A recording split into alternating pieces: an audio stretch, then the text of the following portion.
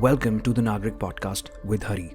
With increasing migration, from rural areas, the overall urbanization that's happening in the few areas, which is like Delhi, Mumbai, and Bangalore, it's going through the roof. So, what sort of impact will these cities have when there's so much urban migration happening? From a climate point of view, urbanization is not bad, right?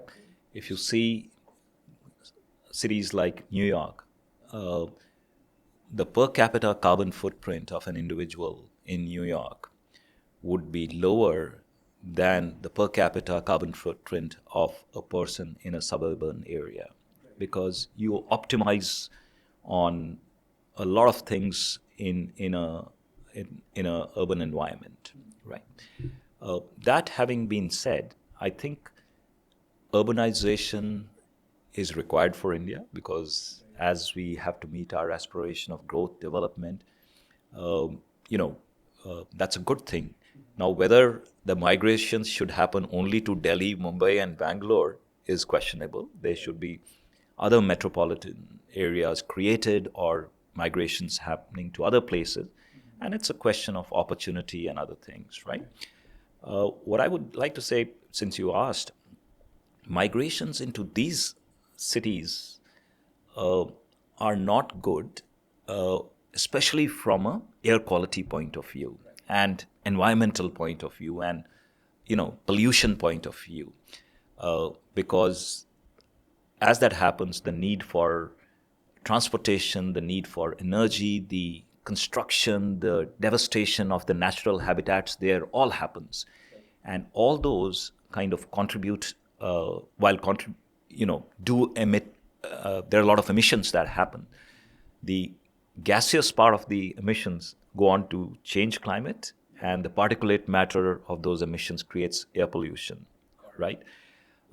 I think the bigger challenge in these cities right now is the air pollution that we need to, and air pollution has an impact on climate as well. We'll not go into the details right now, but I think that's what we should be worried about. Interesting. So that was, I think, quite a unique insight that, let's say, urbanization is not so bad from a climate point of view because, again, it leads to optimization of resources, and the per capita footprint, let's say, starts to reduce.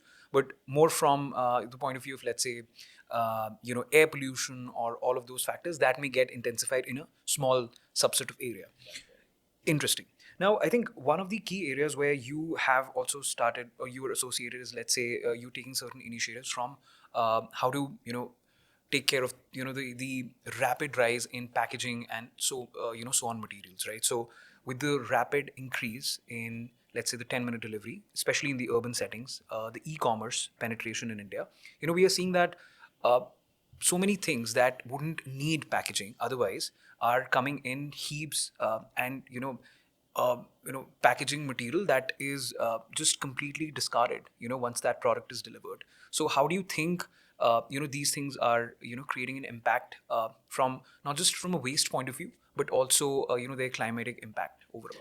So, excess packaging is a scourge, actually, and it does kind of has a very deteriorating kind of an impact, both from waste point of view, and if you go backstream, I think somewhere it does go and impact pollution and climate as well, right?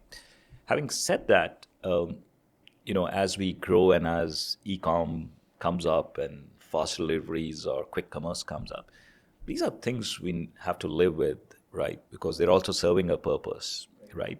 And I don't think so. In today's world, you can ban anything. It doesn't work. And as long as it's making our lives comfortable, we should encourage that. The idea is, how do you make it uh, ecologically neutral, climatically neutral? I think that's where we need to really focus on, right? So if you look at packaging, for example, it's a big waste, right? So can we explore the idea of creating reusable packaging, right? Uh, in fact, in our at Climate Action Labs, we are kind of working on that to create a blueprint for that, where packaging once created can be reused over and over. It does need a lot of groundwork in terms of creating common standards for packaging and other things. But that's something that we are kind of digging into, right? Uh, Having said all that, I think we need to be mindful of overconsumption, right? Uh, and I don't want to be misconstrued here. What we need, we must get and we must have, and the industry must produce and services must flow. All that is required.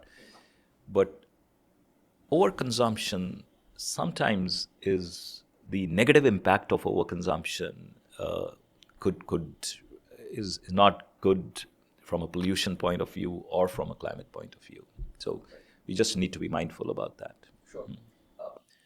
And I think, as you said, right, I think it'll be very interesting, and I think everyone would be looking forward to some of the efforts that, let's say, Climate Action Labs is making in to come up with a blueprint of, let's say, how packaging could be reused across, or let's say some of the reverse logistics infrastructure can be put together.